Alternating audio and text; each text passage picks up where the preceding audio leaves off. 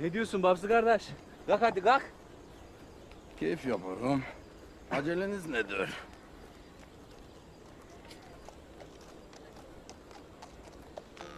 De git. Ayağa kaldırma beni. Doğan, ilişme Bamsi'ye.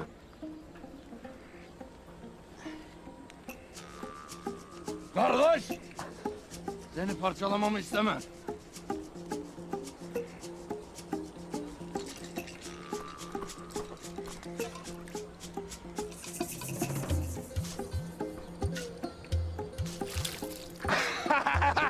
Şimdi yakaladım seni. Sakın ha kaçmıyorsun.